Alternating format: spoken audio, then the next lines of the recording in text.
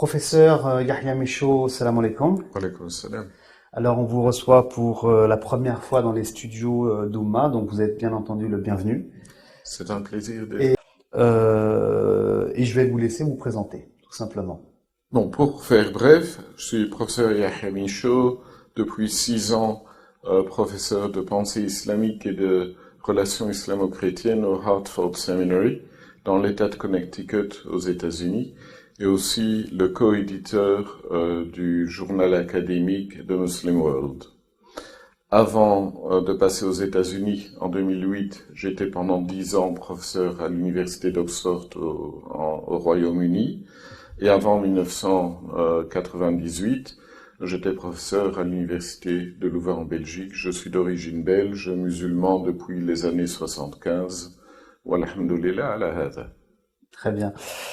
Alors, on vous connaît beaucoup pour l'intérêt que vous portez sur un personnage très célèbre dans le monde musulman qui est Ibn Taymiyyah. Et vous avez beaucoup de travaux donc sur ce personnage-là. Donc, la première question que j'ai envie de vous poser, pourquoi autant d'intérêt? C'est venu presque par hasard. J'ai fait ma thèse de doctorat sur Avicenne, Ibn Sina le philosophe, qui reste aussi un des penseurs sur lesquels je travaille. Et un jour, j'ai eu l'occasion de lire un texte d'Ibn Taymiyyah dans lequel j'ai vu qu'il disait exactement ce que j'avais essayé de démontrer dans ma thèse de doctorat. Il devait donc être bon. Depuis lors, j'ai découvert que ce en quoi je crois en tant que musulman, il explique beaucoup mieux que je ne saurais jamais le faire. Et c'était en quelle année? Ça a été dans les années 84, 85, quelque chose comme ça. D'accord. Et donc, si vous pouvez dire en même temps un petit mot sur vos travaux depuis?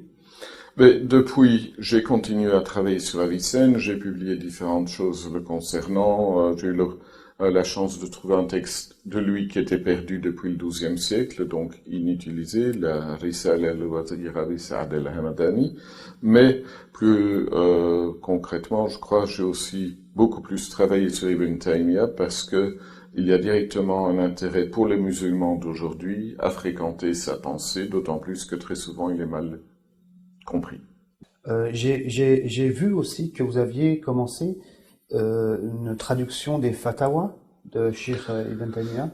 Ça fait à peu près 20 ans maintenant parce que j'ai besoin de ma dose d'arabe hebdomadaire, sinon je ne me sens pas bien, je traduis, je retraduis, je commente et j'introduis des textes choisis d'Ibn Taymiyyah qui ont été publiés d'abord dans la revue Le Musulman de l'Association des étudiants musulmans de France, à l'époque où elle était active, comme série de textes spirituels.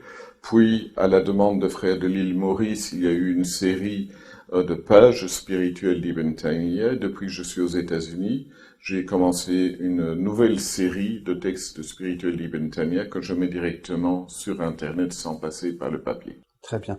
Alors, on va maintenant parler donc du personnage central, Ibn Taymiyyah. Alors, pour commencer, si vous pouvez nous parler de ses origines, de sa jeunesse et aussi de la grande famille Taymiyyah.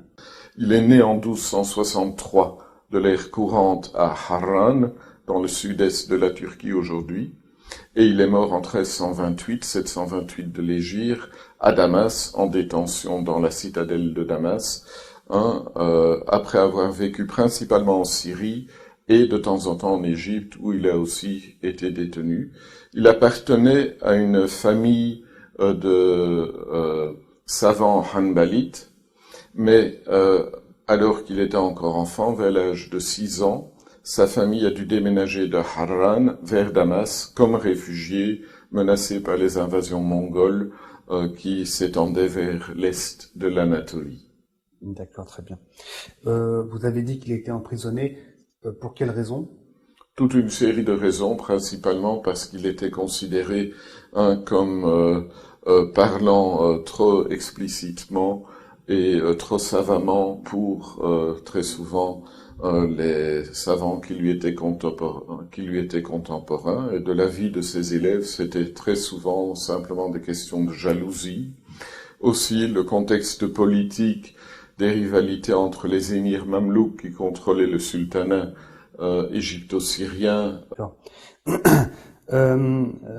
Quels sont les penseurs qui ont le plus influencé Ibn Taymiyyah à son époque, parce que semble-t-il, ça reste un personnage, bien sûr. Oui, je crois qu'on n'a pas suffisamment de temps pour en dresser la liste, alors on va aller à l'essentiel. 1. Le prophète, la paix sur lui. Ibn Taymiyyah réussit toujours à se débarrasser de ses adversaires lors de débats théologiques, parce qu'il est toujours capable de venir avec un hadith que ses interlocuteurs ont négligé. Donc il a une connaissance tout à fait exceptionnelle des différentes collections de hadiths.